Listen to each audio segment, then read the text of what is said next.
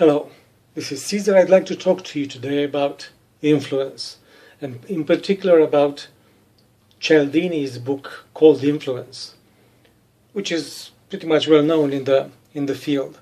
It so happens that in the last couple of weeks, several people approached me, and they brought up this subject of influence and Cialdini, and it looks like there are some teachers in the area who are teaching those principles.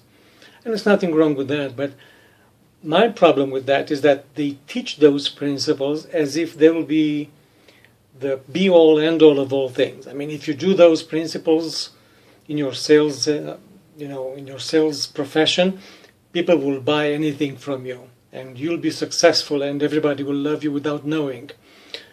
And I have a problem with that, personally, because there is a distinction, and I have a quote here somewhere.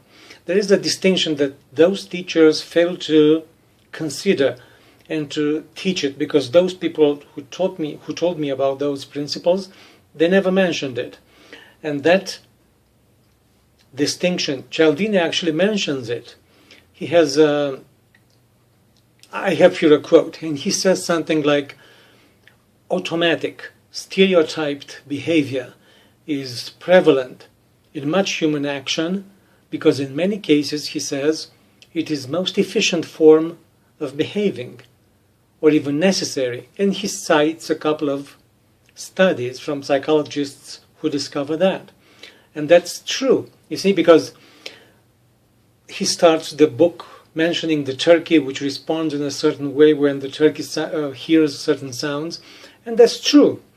Also a dog, if you hit the fence with a stick, you're going to start barking all the time. This is what they do. But they do this only because they have no power of discerning what's happening. They cannot see the context. They know one thing and one thing only. If that happens, they are conditioned this way. They respond only out of their instincts. And in this respect, yes, when you talk with people, let's say you're influencer, you're the salesman, the salesperson, and when you talk with people who are in this way, who are asleep, who are responding only from their instincts, yes, those principles will work and will work every time. It's true.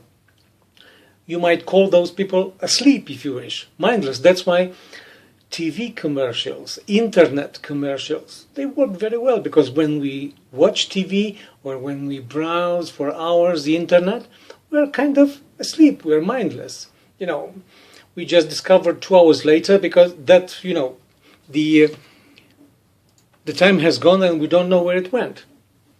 That's basically what it happens. So in this respect, yes, when you act this way and we are talking with people like that, yes, you're going to make the sale, yes, you're going to make the commission, but make no mistake, those people sooner or later, they're going to catch the trick. They're going to realize that they have been duped. And when they do realize that, you lost the relationship. There's no more business coming from those persons. Whatever you do, whatever you say to them from that moment on, it will be double guessed, it will be scrutinized by them, and you have there's no trust there anymore. You have to work hard to even tell them that outside it is daylight. When outside it's obviously daylight in this respect, you see.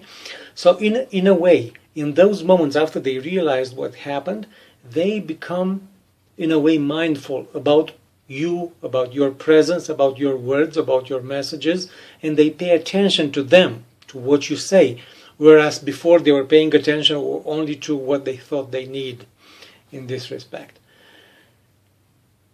There is another thing about that, though. Paradoxically enough, those principles start to work again, the way I see it, when those two persons are present in the moment and they have a sense of connection and trust between them. You see, if I'm the influencer and you're the influencee, if both of us are present and we have this sense of connection between us, then those principles start to work again. Those scarcity and reciprocity, stuff like this, authority and so forth. But the funny thing, when you and I are connected, present, and we trust each other, there is no way that any of us would be able to do something to harm the other person,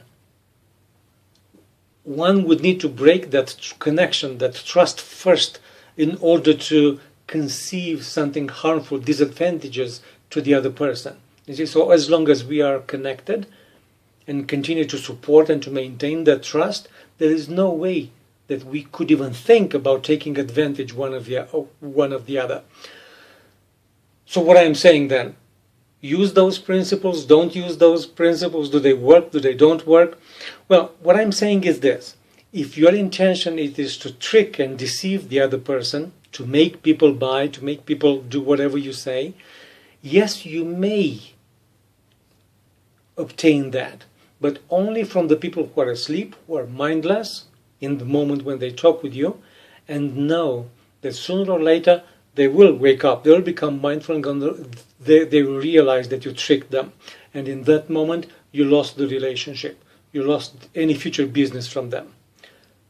So that's why, if your aim is to build a trusting and long-lasting relationship with that particular person, that you think that you would like to have it as to have him as a client, then in this respect, I would suggest that you should, or you don't should, but I don't like to use should, but I suggest that you would focus on creating a relationship with that person. Focus on creating a connection, or actually getting a sense of connection with that person. Just be present with that person, taking out any hidden agenda that you want to sell him something. Just get to connect with that person as a human being, not as a potential client, that is. So, and when you do that, when you have that connection, well, then and only then, as long as to the extent that you maintain that connection, and you notice that that person has some trouble making a decision, yes, you may use some of those techniques, if you want to use them, just to facilitate for them to take different perspectives in such a way, still to own the decision, instead of forcing a decision onto them. That's the difference that makes the difference. So my suggestion is, again, focus on connecting with that person, and those techniques are going to just flow. When you come from that place, we're going to flow as natural as anything else that influences anything in this world. So that's it for today. I hope I was clear enough with my message. Let me know if you have any questions. Bye for now.